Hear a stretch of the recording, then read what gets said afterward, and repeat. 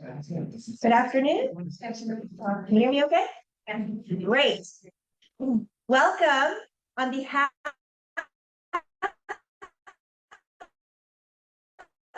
of the Friends of Harriet Beecher Stowe House fans. We extend our esteem and gratitude to the Indigenous people who call this place home.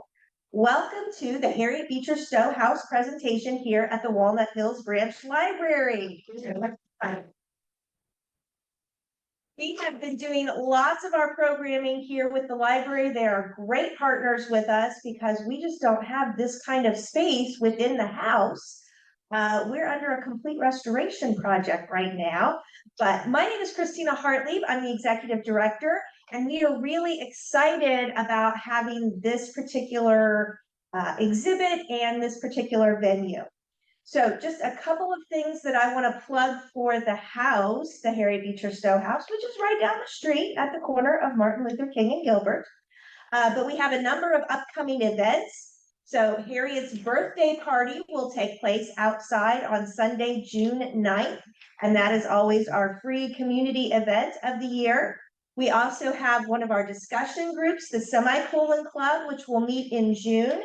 And that is going to be about the writings of Frances Watkins Harper. And the discussion will be led by one of our board members, Dr. Shelley Reuter.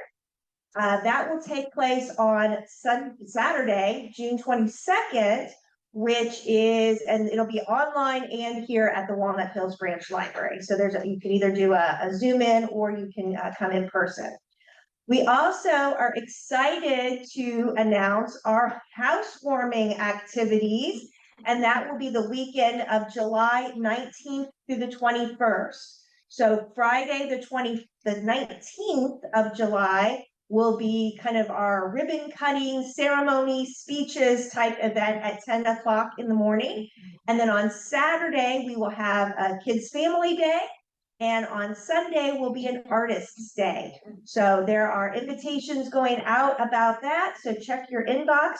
If you're not already on our mailing list, you should be. And so we will be happy to put you on our mailing list. All you have to do is talk to Mary right outside.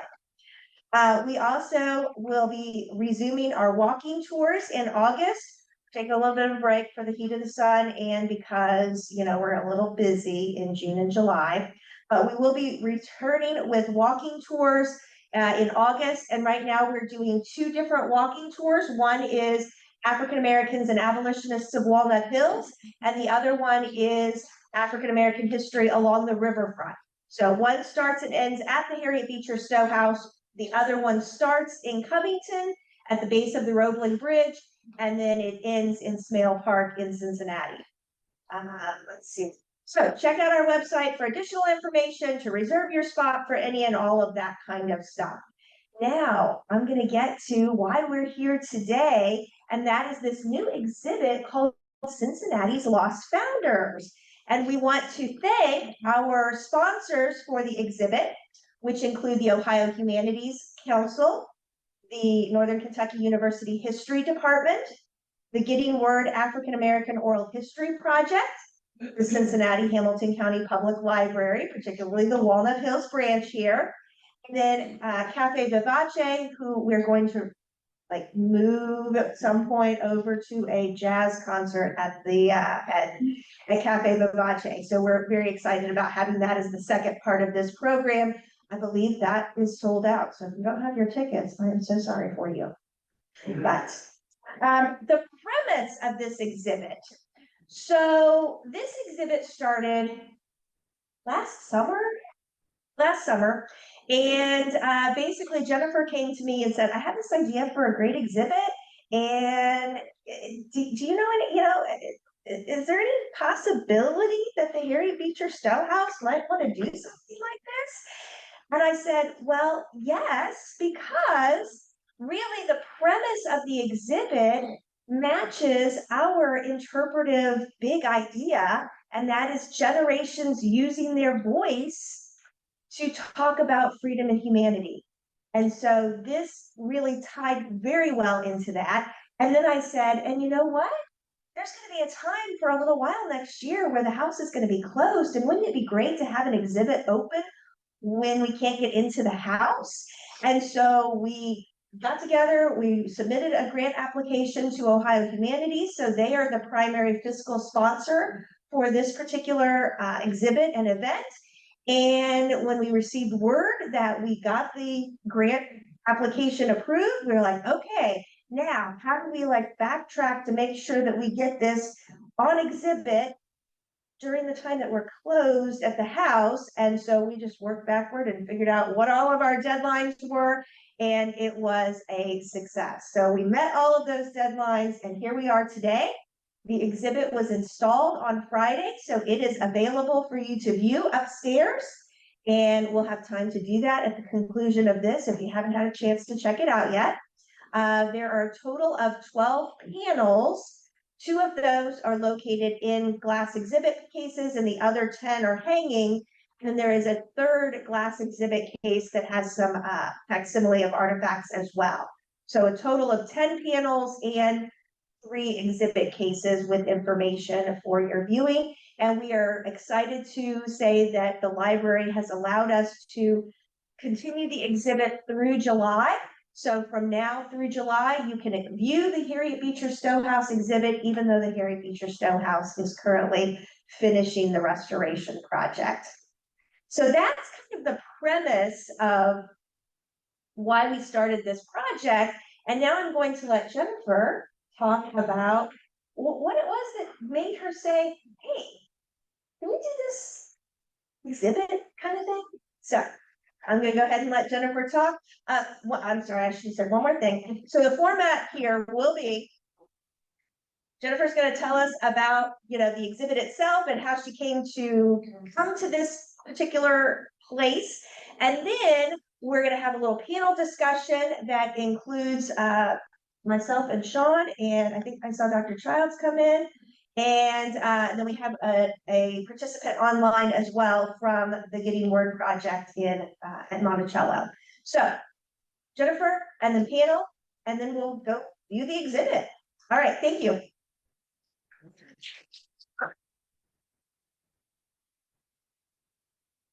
Hi, everyone. Thank you for joining us tonight for an exhibit on the Fossets of Monticello and Cincinnati. I really appreciate every single one of you that's in here right now.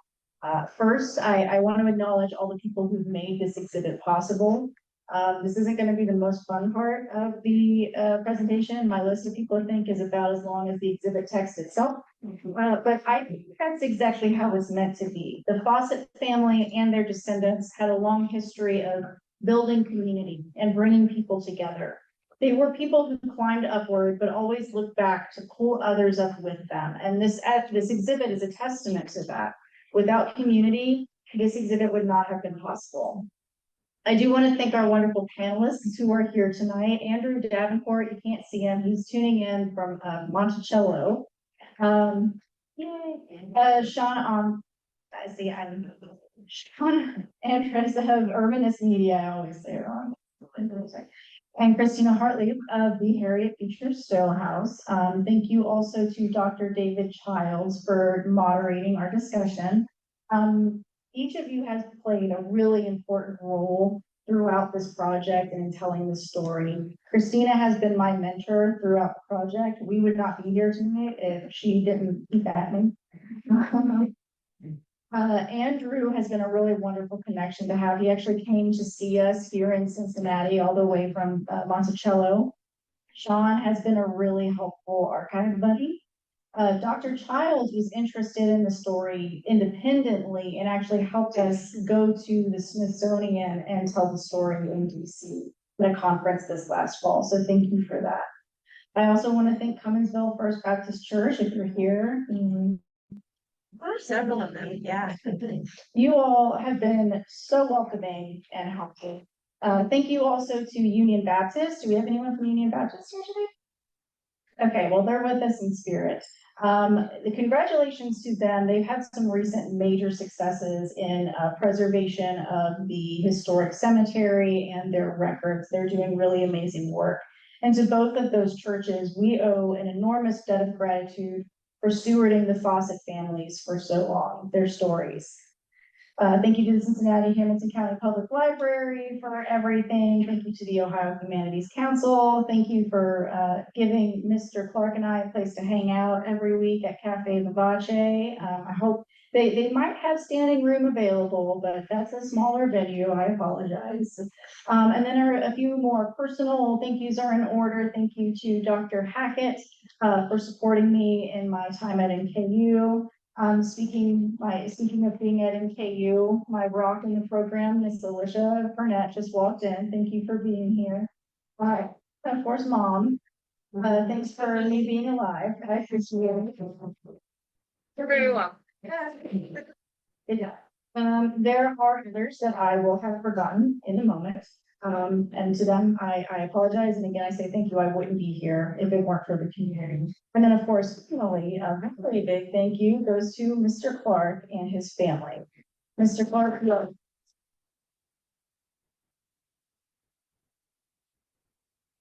thank you for keeping your family documents safe and your family story alive. It has been an honor to learn from you and become your friend. I truly feel like I've found a new family. Thank you to Greg Knight, Mr. Clark's son as well, Greg.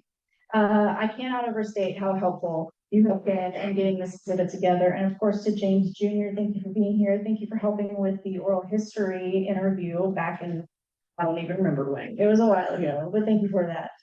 Before I go any further, I do want to give Mr. Clark and his family an opportunity to speak if they want to. James Jr. has a frog in his throat, so he may not want to, but Mr. Clark, would you like to say anything? I got a story to tell.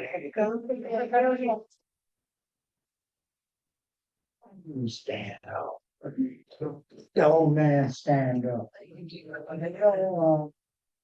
I'm not good at this, so bear with me. Is it hang on? Yep. Closer. Oh, I'm very good at telling stories, but it's one that has always carried me through my life. And that was how cruel children can be. And as I was coming up, all the black kids in school, he's half white, don't play with him. And I wind up becoming friends with several of the white children that was in the school and growing up playing baseball, swimming, and all that. White kids. And so as I got older, I said, well, I'm gonna get out of this. And so I helped my grandfather, I twisted his arm to raise my age so I could go into service. And so I went into service and my life turned around from there. I got out of service, got a job welding, and was on that job 30 years. I just retired a couple of years, maybe 3 years ago. Was it 3 years?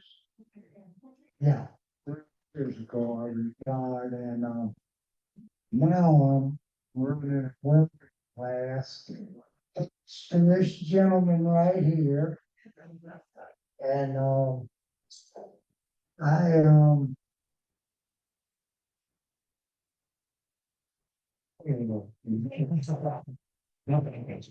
the spam.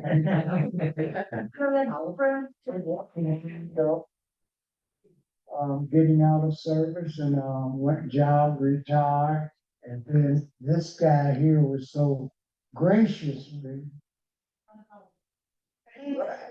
to let me hang out at his club for the Vivace up there.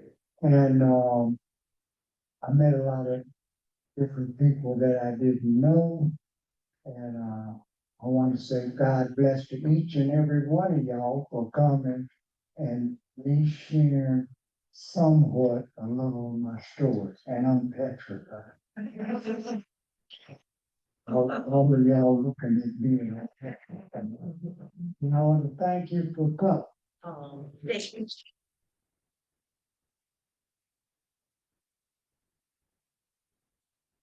Thank you, Mr. Clark. Great. Okay. Thanks, everybody, for coming. It's an honor and privilege to be standing up here, and I just want to thank everybody that had some hand into this, and especially Whitney and Charity down at the main library to help digitize some of these documents. And basically, my family and I just want to say that we are proud to be descendants of the Fossetts. I mean, you can just look at their history and you can see that they were pioneers and trailblazers, very influential and iconic figures here in Cincinnati. And a lot of people still don't know about the Fossetts, but maybe after today, the word will get out and more Cincinnatians will know about the Fossetts. I mean, great accomplishments. And with the exhibit, you will see some of the accomplishments they have achieved and some of the documents and things. I just want to thank everybody.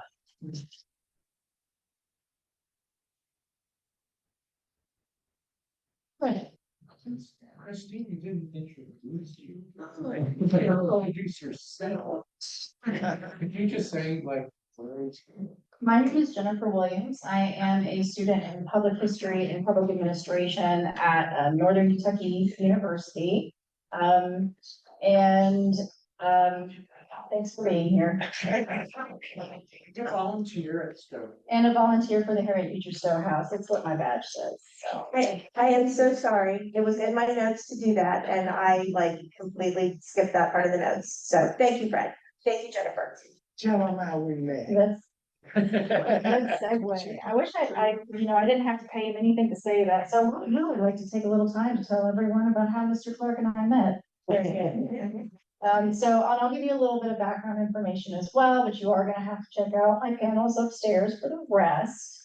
So, some stories, it's like they just want to be told. And I think that the Fossett family story is one of them, because I could have so easily never met Mr. Clark. We met in fall of 2022. I had recently started my master's in public history at NKU, and I had started volunteering with the Harriet Beecher Stowe House. So I was kind of interested in Walnut Hills history. And my partner and I were in Walnut Hills at Caffe Vivace for a little jazz. And a guest saxophone player mentioned that he had grown up in the area. And then he left at intermission, and I sat there and finally worked up the nerve to go ask him, hey, what was it like growing up here? But we got outside, he was gone. And Mr. Clark was just innocently sitting in his car in front of the club. And my partner walked up to his car and stuck his head in and said, hey, did you see where that guy went? Poor Mr. Clark, he was so nice for somebody who had a random stranger's head in his car. And he said, oh, no, I didn't know, and then we started talking a little bit about, why am I looking for this stranger? It's because I'm looking for a story. And Mr. Clark says, well, I have a bit of a story. And so we sat back down and he started telling us that he was a descendant of the Hemings family enslaved by Thomas Jefferson at Monticello. They were hugely influential in running Monticello. I also learned about his Fossett ancestors and the wonderful things that they did for Cincinnati. And some of this I actually learned through these precious 19th century documents that his family had kept and that he'd been keeping in his home.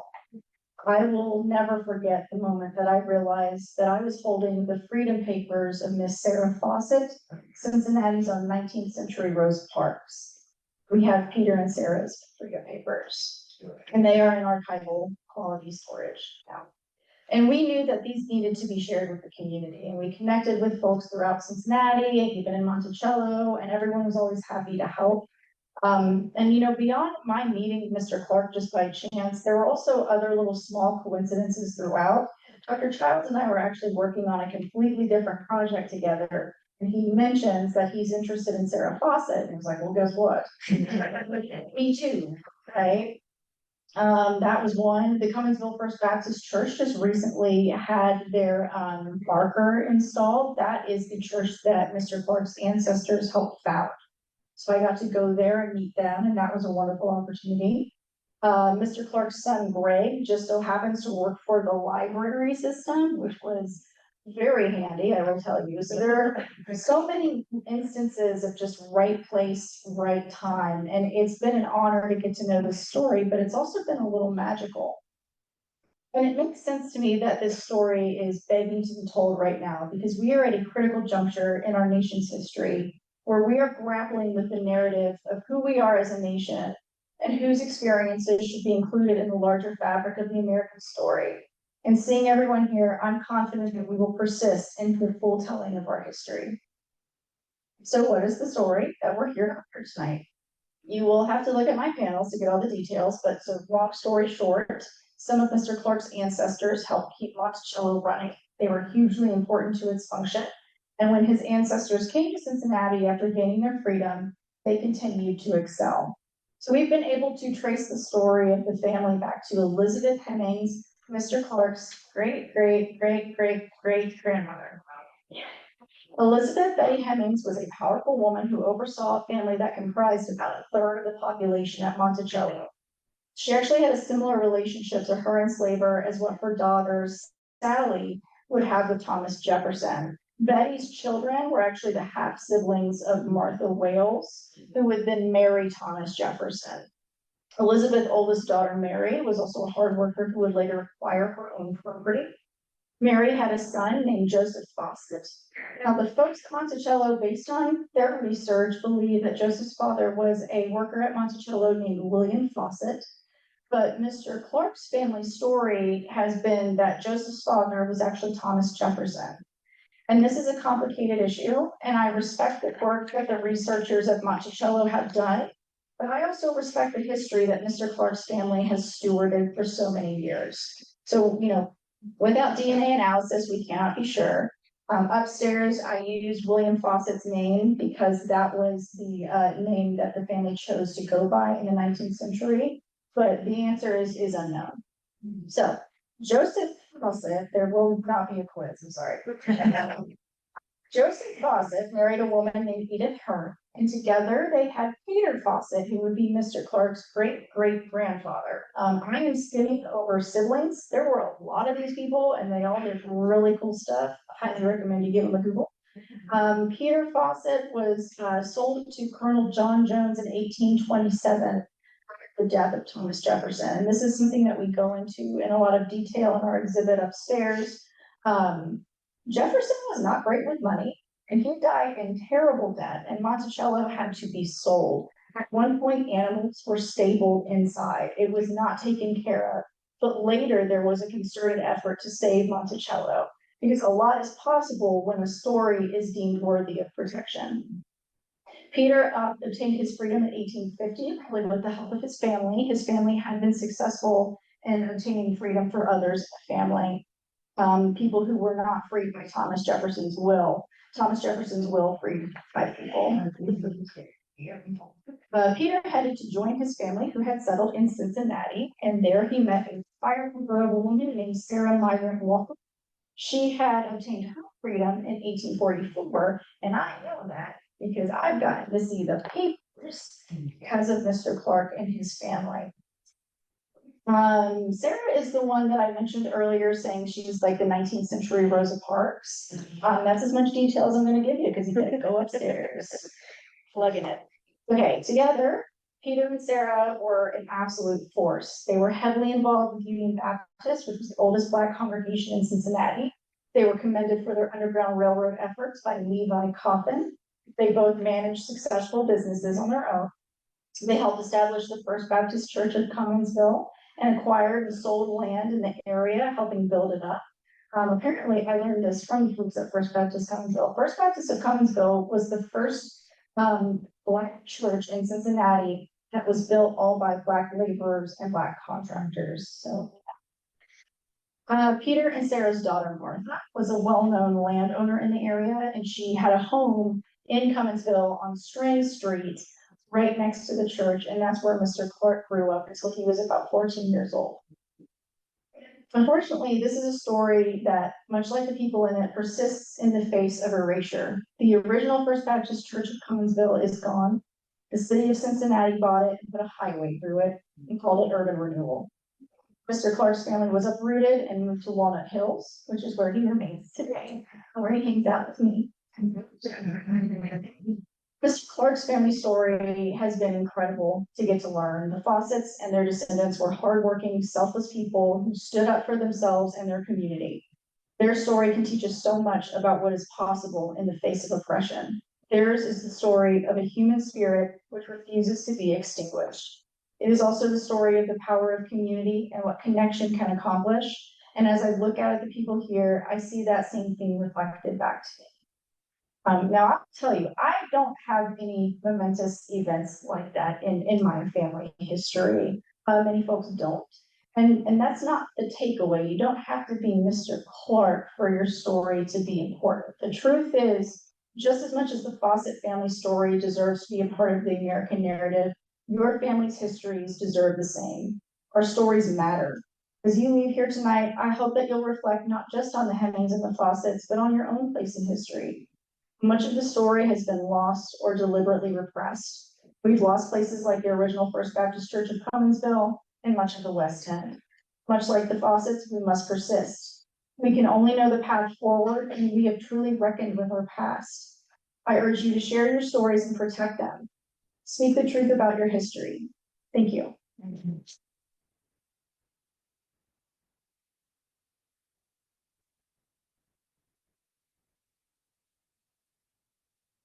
We're gonna have Dr. Childs come up so that he can ask us some questions. Thank you. This is true. Yeah.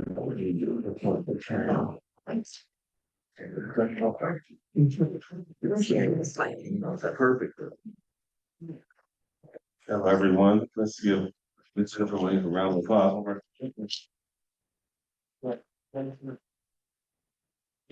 My good friend, Dr. Hackett, in the audience, chair of history department at North Kentucky University. My mom was here, so we got to have a good time. At the clock here. I'm David Childs. I direct the Black Studies program at Northern Kentucky University. I teach in the education department and also history as well. And to be honest, I'm just a history nerd. I used to have a library when I was a little kid. I made my own library and collected books. My mom remember all this, and I was always, my Christmas gifts was books. And so I'm just still doing it. And I hang around people like these individuals and have a good time talking about history. So we'll start out with some introductions. I want to hear from first Andrew Davenport. Please tell us about the Getting Word Project and what you do at Monticello. And he is remote. Thank you so much, Dr. Childs. Thank you, Jennifer, to the Clark family, Greg Knight, and James Jr. It's wonderful to be with you all. Can everyone hear me? Yes, absolutely. Okay, great. My name is Andrew Davenport. I'm the Director of African American History in the Getting Word African American Oral History Project at the Thomas Jefferson Foundation, which owns and operates Monticello as a museum. It has since 1923. In my capacity as the Director of the Getting Word Project, which is in its 31st year, I lead a team of about 10 people, and we do oral history, like we did in August last year with the Clark family, with descendants of families who were enslaved by Thomas Jefferson. We also conduct primary source research into slavery at Monticello and its legacies. And we do community outreach with local descendants and families who hail from Monticello writ large. Thank you so much. And we just appreciate technology. One of the things that came about as a result of the pandemic, we normalized Zoom and that kind of thing. So thank you for being here today. Sean Andres.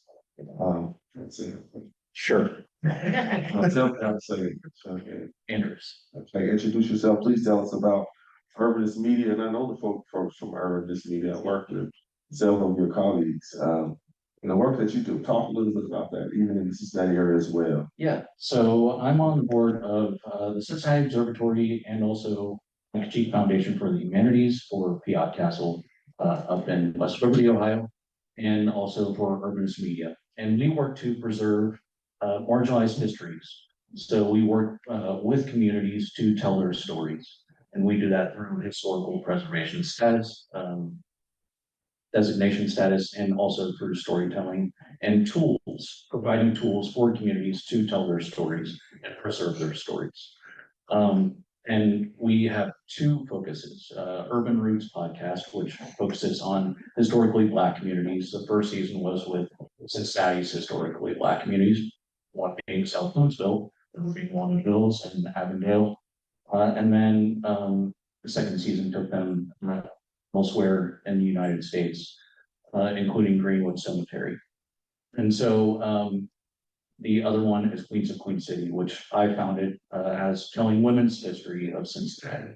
And then we brought on Jay Coke, your classmate, continue, and to tell queer history of Cincinnati. So we're together as Urbanist Media, we're working to preserve these stories and uncover them. Awesome. We also have another celebrity, Miss Christina from the Beecher Stowe House, one of the coolest places in Cincinnati. Really, so much history. Talk about what you do at the Stowe House and whatever else you want to say. Thank you. I'm definitely not a celebrity, but yes, so the Harriet Beecher Stowe House is a historic site. It has been open to the public in some fashion since 1949 as a historic site. It also is someplace that is unique in that we tell two important stories within the framework of the same structure, the same house. So the Harriet Beecher Stowe House, it started in 1832. The first family that lived there was the Beecher family, and because of Harriet Beecher Stowe's experiences in the city of Cincinnati, living in this border state community, she was able to write the anti-slavery novel Uncle Tom's Cabin. So part of the house is restored to 1840 and shows what the family structure would have looked like at that time period. Fast forward 100 years, and the house, the same structure, had an addition put on, so it was a bigger place. And at that point in time, in the 1930s and 40s, it was an African-American boarding house, a community gathering space, and a tavern called the Edgemont Inn, and that tavern was listed in the Green Motorist book. So 100 years after the Beecher family lived there, and it was still a welcoming place for African Americans and a community space, so to speak. So in 1943, a group of citizens led by the Black community said, hey, we want to preserve this place and make sure that it is an important social and community space for all time. And their idea was that it should be to Harriet, but also a African American cultural center. And that was their goals in the 1940s. And that's something that really we have, continued to stick to throughout the decades. So in terms of the house itself, we are closed on the inside right now. I mentioned that before, it's much to my chagrin, but we will be reopening in July with these brand new spaces that look part like 1940 and part like 1840. And you can tell the difference on the outside because the 1840 section is yellow and the 1940 or the 1908 edition, where we're interpreting 1940, is painted white on the outside. So there's distinctions on both the outside and the inside in terms of telling these important stories. Thank you. I'm going to put on my professor teacher hat for a second. How many people have been to the Stowe House? Raise your hand. Put you on the spot. We have some treasures in Cincinnati that we don't know about. Visit the Stowe House. When is it open? By July 19th. Okay, that's your homework. And experiential history is really also when you can experience history because you can commit it to memory and you're experiencing it. And secondly, how many people have read Uncle Tom's Cabin? Because some people and I'm not gonna ask who knows about the book, because you're like, okay, why is it important that we're talking about Harriet Beecher Stowe? Read the book, read at least read part of it, and when you get busy, take a pencil and mark off where you left off, and however long it takes to read through it, and you get a little history and you can understand what the heck they're talking about by doing those two things. Okay, back to the regularly scheduled program. Mr. Davenport, what do we know about what life is like for the Hemings and Fossett families at Monticello? Thank you, Dr. Childs. And I actually have a couple of slides to share on the screen. Is that okay? That would be perfect. That's even better than my questions. Yeah. Okay. Well, I don't think so, but I'll get it going no matter what. Can everybody see that? Yeah.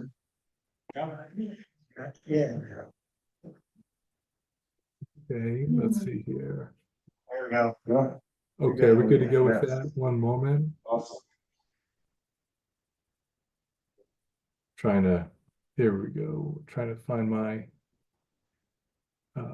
okay, well, thanks again for having me. And just a note of immense gratitude to Jennifer, to the library, to the Stowe House, to the Clark family, to all audience members. One, for the invitation, two, for welcoming me virtually, but three, just to be in community with you this evening from afar. There's nothing more that I'd like to do than to travel to Cincinnati to hang out with you all, and especially to kick it with the Clarks at Caffe Vivace, where I was most recently in August and where I will return again this fall. But to really kind of begin with some thoughts about the Fossett family, who were true revolutionaries in every sense of the word.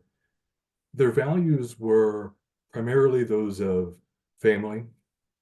Family integrity meant more than anything else, and saving resources for the family to pass down across the generations was of immense value and importance to the Fossett family. Education. Education, again, meant everything to the family, and you can see across time, from the very earliest records of Joseph Fossett and Edith Hearn's marriage, they are intent on passing literacy down to their children, who themselves are intent on teaching one another and people around them.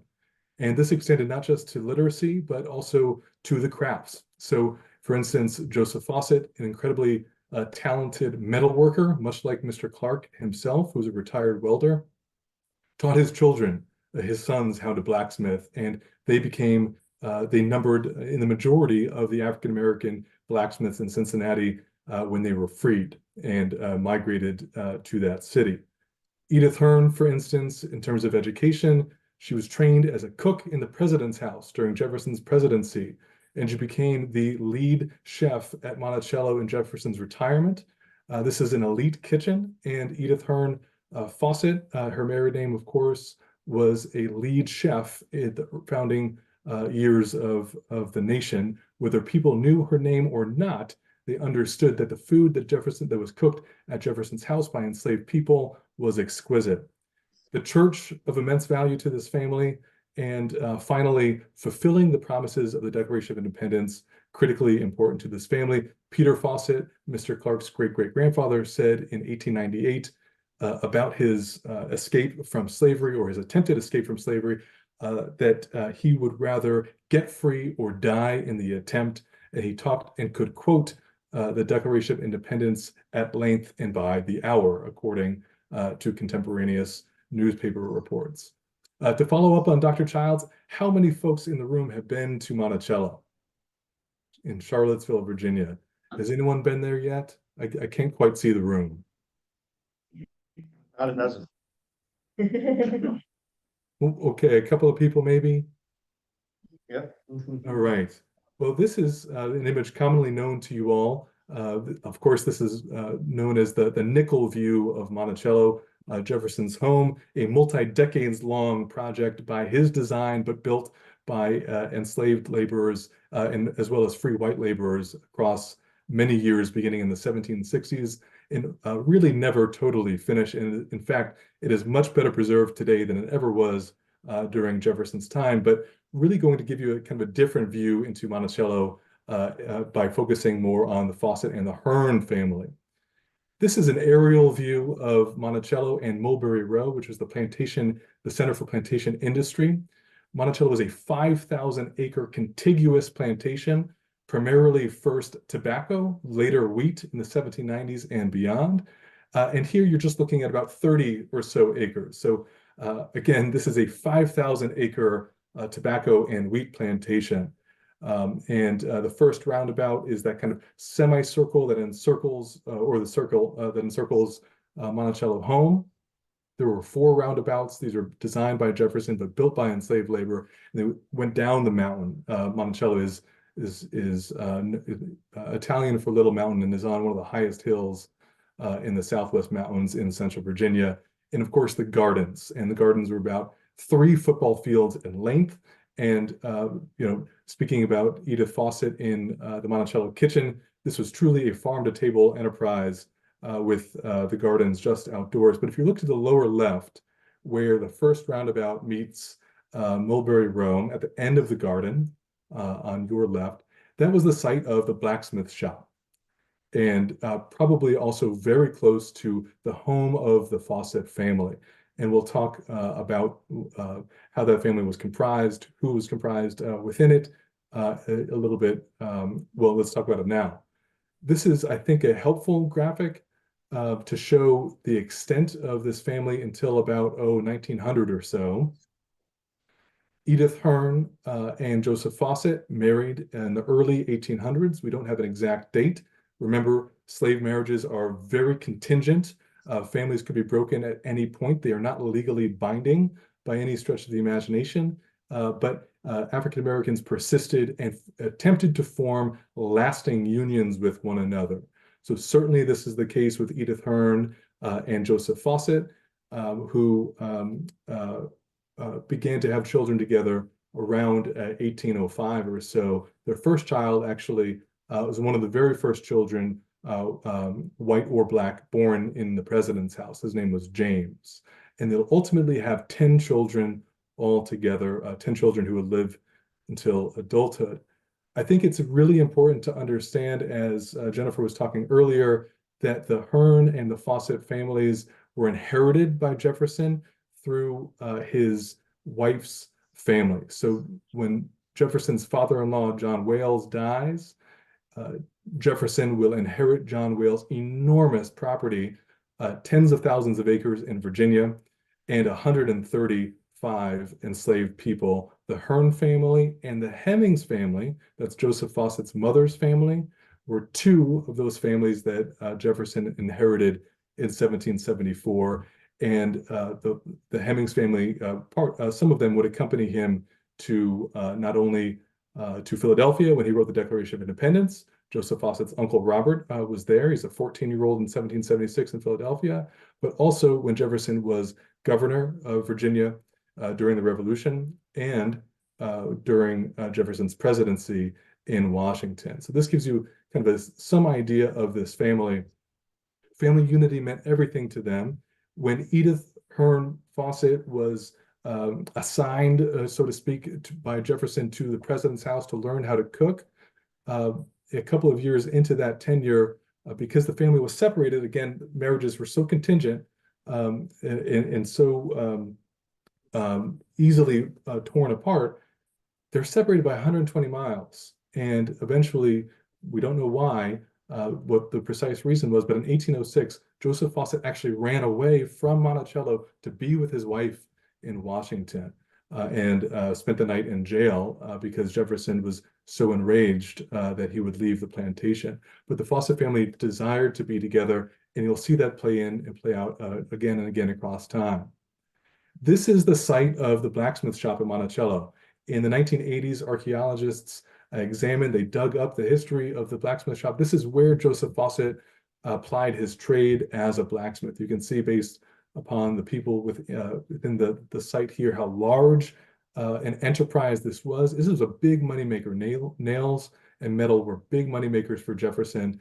And as Jennifer mentioned, he was not great with his money, but he did for a period of time do well financially because of the nailery, where Joseph Fossett was trained as a metal worker, and the blacksmith shop. And these are artifacts found in Fossett's blacksmith shop. So hinges, chains, traces, tools. This is what was pulled out of the ground. And this is a good metaphor, I think, for what we do as historians, not just as archaeologists, but how we have to dig into the past, how we have to have dialogue with each other to learn about what happened.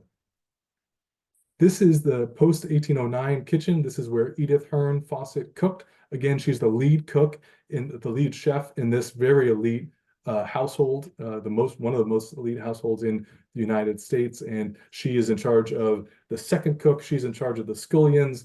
And the reason that we're able to place these items, as you can see in this image, in this kitchen is because of this and other inventories like this one in the hand of James Hemings, an older brother of Sally Hemings, who was trained in Paris to learn how to be a chef de cuisine there, who trained his brother Peter upon his return to the United States. And ultimately, obviously, there was this cohort of really talented cooks at Monticello, and Edith Hearn Fossett was one of them. And of course, her family, her son Peter, would become extremely talented caterer in Cincinnati. So those skills passed, again, education passed within the family. So no matter the circumstances of how the knowledge itself was acquired during slavery, in order to ensure that the family in freedom had a chance, they continued to rely on their entrepreneurial skills and catering skills. And of course, I learned this summer meeting James Jr., who works in food service. So the skills continue to be passed down today. Jennifer mentioned that Jefferson died deeply in debt. He did, at about $4 million in debt. And not only Monticello had to be sold, but all of the people that he enslaved had to be sold. And Jefferson didn't just enslave people at Monticello. He had another plantation a little farther south in Virginia where 70 people were enslaved. So altogether, 200 of Jefferson's enslaved people were sold at auction in 1827 and in 1829. The enslaved people comprised about 90% of Jefferson's capital, excluding the house and the lands of Monticello. So an enormous amount of Jefferson's wealth was in people like the Fossett family. This is an advertisement from the sale at Monticello, where 130 enslaved people were sold. Among them, the Fossett family and the Hearn family and the Gillette family and the Granger family, all of the families that Jefferson enslaved, with the exception of 5 people, all of whom were Hemingses, were sold.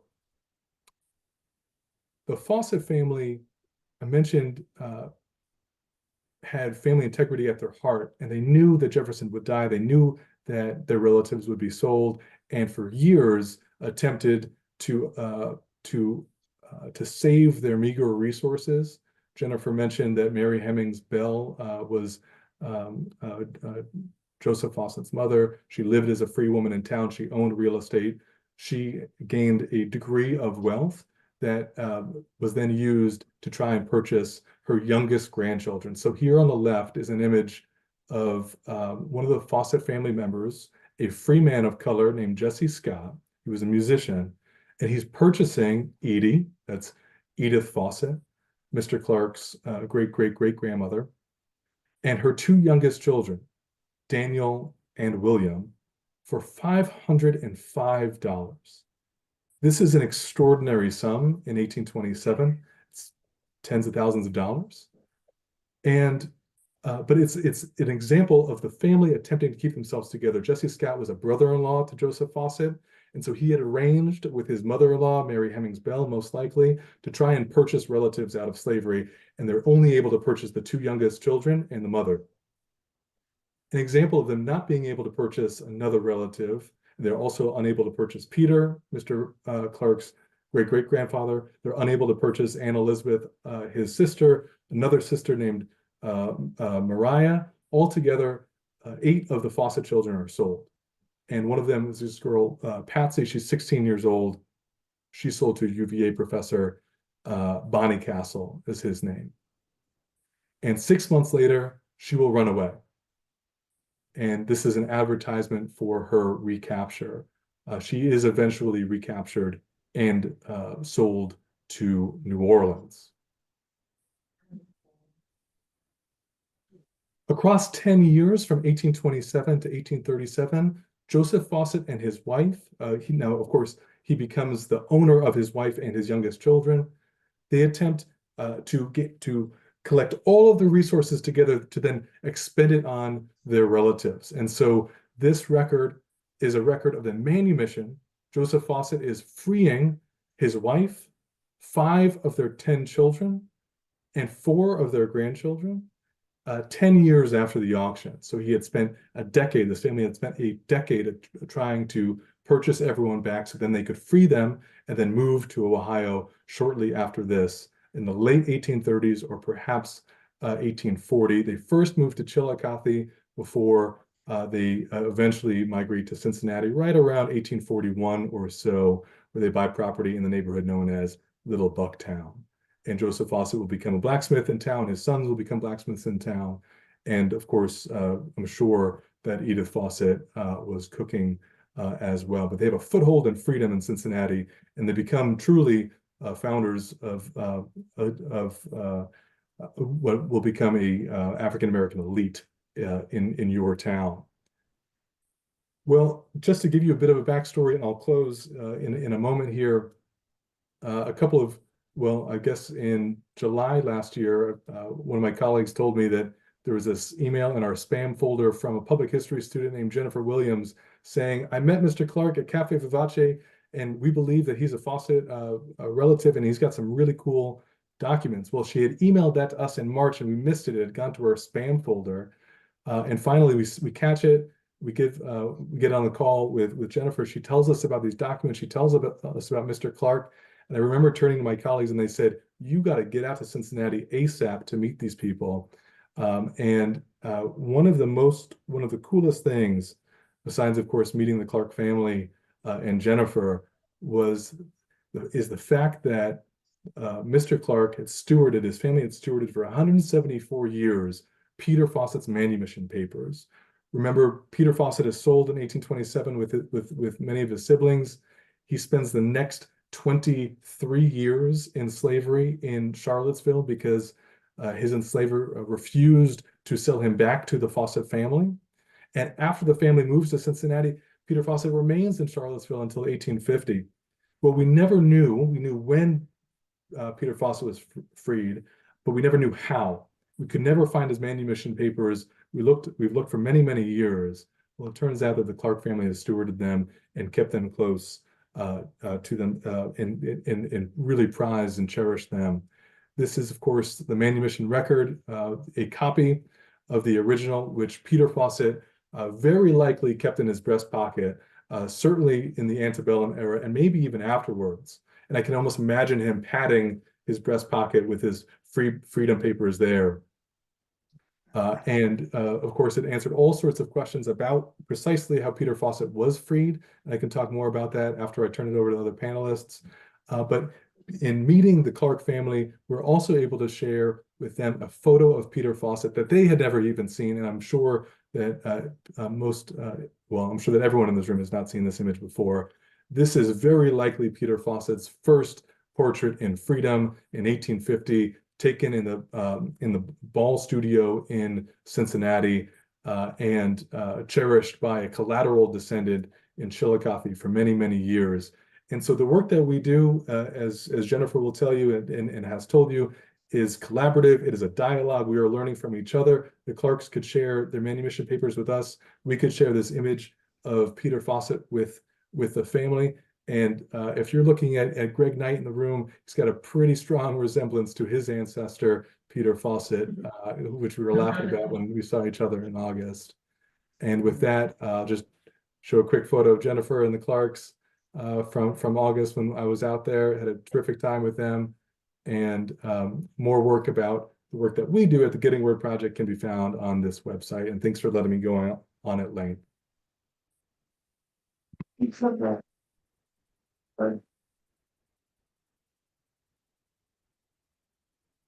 don't know about you, but there was about 2 or 3 instances, my mind was completely blown by the information and you do look like, that's incredible. So speaking of the Fossett family, we've already heard so much about Fossett family. I want to go to Sean. Can you talk about what's the legacy? Talk more about the legacy of the Fossett family here in Cincinnati. I think Jennifer's already touched on that a little bit, and it's a big sense of community. They really built community. It really followed them. And they nourished it, and people looked up to them. But I also want to mention literacy and education, but also there's something really specific. Empowering Black women. When you empower Black women financially, socially, politically, you're empowering the entire Black community. And you're empowering everyone when you do that.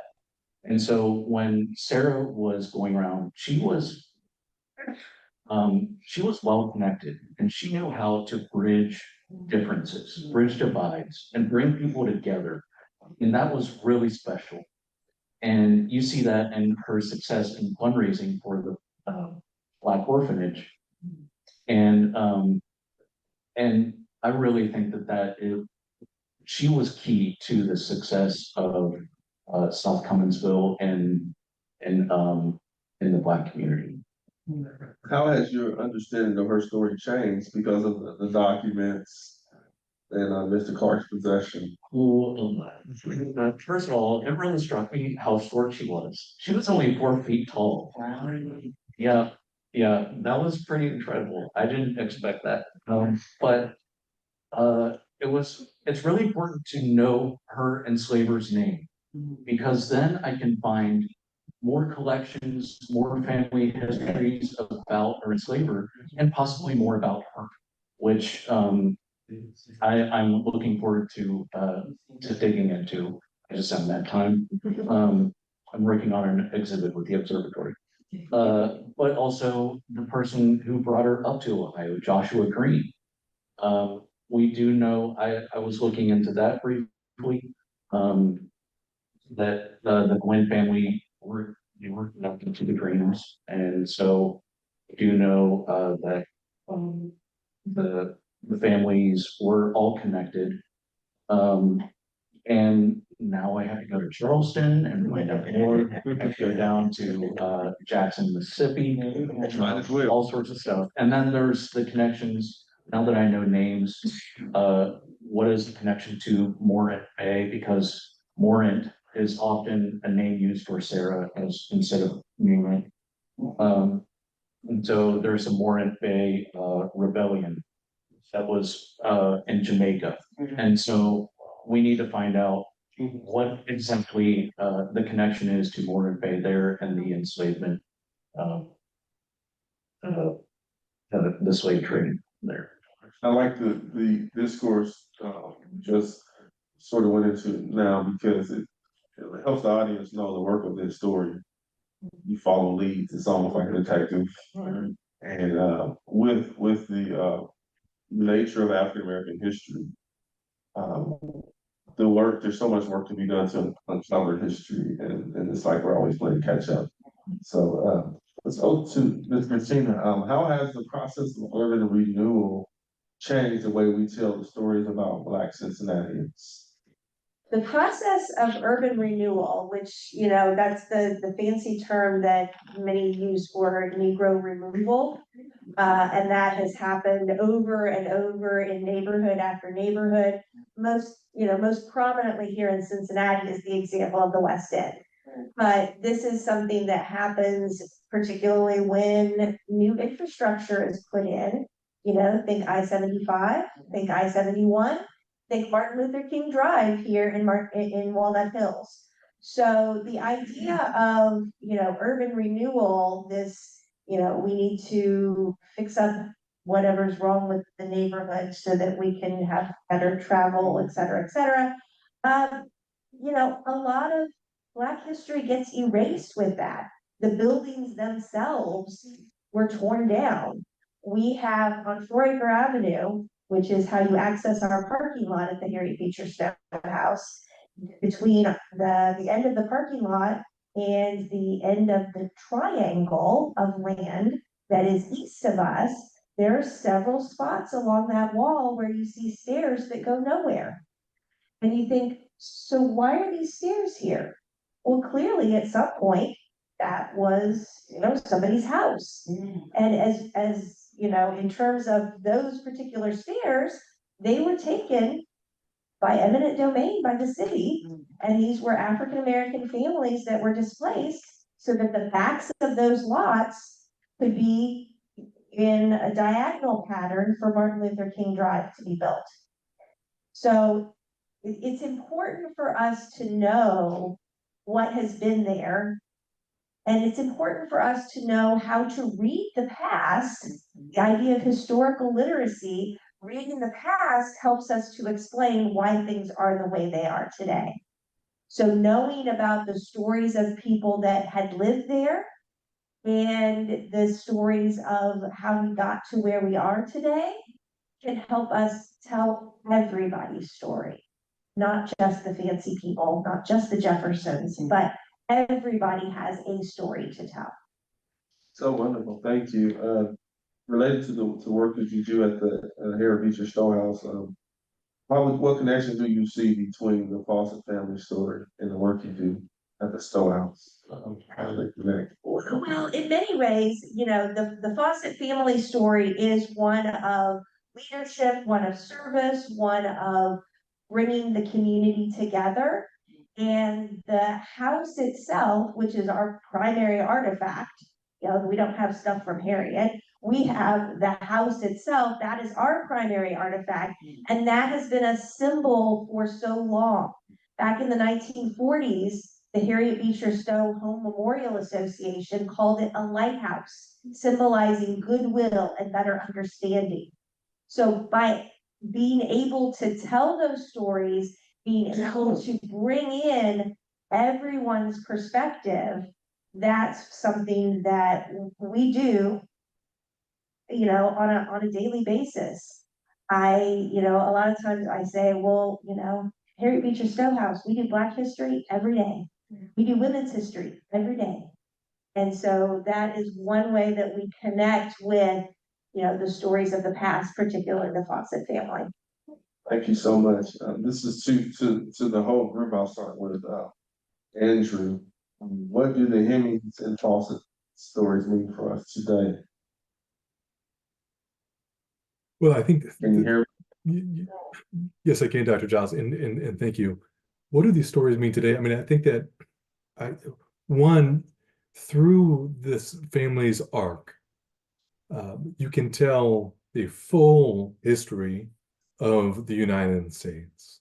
They're there during the British reign in the colony of Virginia. They're there at the founding of the Republic in 1776. Joseph Fossett is born during the Revolution. He's actually a prisoner of war in the Revolutionary War in 1780 when he's an infant. His eventual wife is born the year that the Constitution is written in 1787, and the Fossett family contributed to the entire fabric of the United States, not just the history of Charlottesville or the history of Cincinnati or Chillicothe, where they also were, but to the whole story of this nation. And I think it's critical, as Jennifer pointed out at the beginning here, to think through what that really means and how it reflects on our own lives.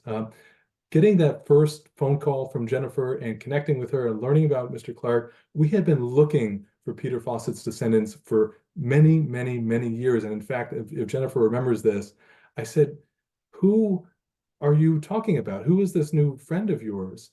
And before she could even answer, I said, is it Mr. James Clark? Because we knew his name based on the research that we had done for years before, but we were never able to get in touch with him. Typically, we know someone who knows someone, but in this case, it took Jennifer, right? It took Jennifer's partner to meet Mr. Clark, put his head in the car in that nice red Mercedes sedan, and ask some questions about what was going on. So these stories are there, but we need to talk to one another. And most importantly, and this is what I think Jennifer has really, really modeled, and what I also try to model in our work, we need to listen, because Mr. Clark is here.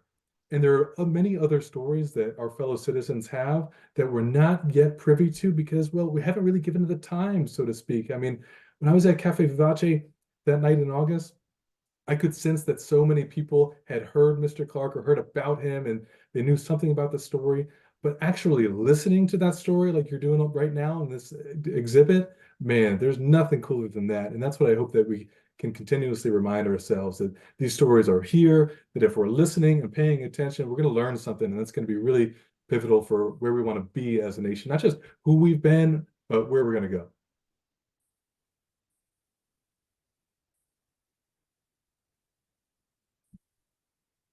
To the other end of this, can we talk a little bit about same question? What do the Hemings and Fossett stories mean for us today? Well, I'll go back to the idea of the historical literacy. Yeah. Understanding, reading the past, knowing what has transpired before helps us understand why things are the way they are today. And maybe, just maybe, we can make things better by knowing that and understanding and being able to make positive changes.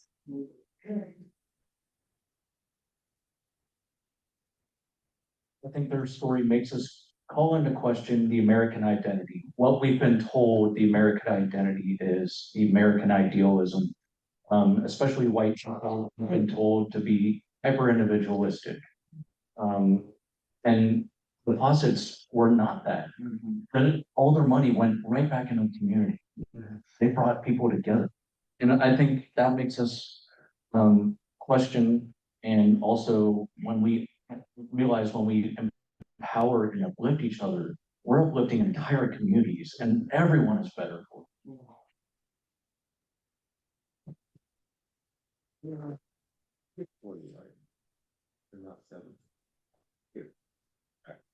Okay.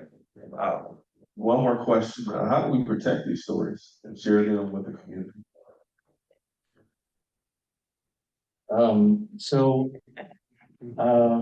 I think we have to find ways to share these stories together, like you said before. And have spaces for that, have community storytelling, have oral history recording, make events, make it into the fabric of our communities. And also we need to be trusting each other in having those spaces, because I think a lot of people are hesitant to tell their stories because they don't trust other people. And I think we need to start doing that.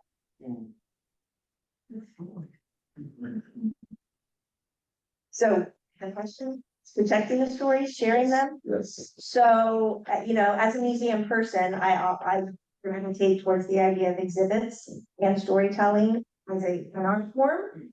And so, at the Harriet Beecher Stowe House, we do a tour that is really very storytelling based. And through the exhibit that Jennifer put together here, we have the ability to see those stories. So when you walk through the exhibit upstairs, there are, like I said, 12 panels of information and a few little artifact props along the way as well. And it tells the story of the Hemings family, the Fossett family, and then into Mr. Clark's own great-great-grandparents and grandparents and so forth. We also, were able to get facsimile copies of those manumission papers. And those are on display in the display case that's right behind the library desk, kind of in the central section of the library. So being able to share with you and being able to share with the community here in Walnut Hills, and I know we have a lot of Cumminsville people here as well, which lovely to see you. And so sharing it with the community is really the way to get the word out, so to speak. Thank you so much. Thank you to the Clark family and all that you do. And thanks for everybody that came. I didn't want to turn it back over to Jennifer. Thank you so much. Let's give everybody a round of applause. Thank you. Thank you for all the family. All the beginning tonight. Thank you so much. Okay, everyone, again, thank you so much for being here. This was beautiful. We have jazz over at Caffe Vivace starting at 7. So if you want to kind of bebop around upstairs and look at the panels, you're welcome to. But if you've got those tickets, we do want to head on over because the jazz waits for no one. Thank you. Again, thank you all for coming this evening. We appreciate all of your support.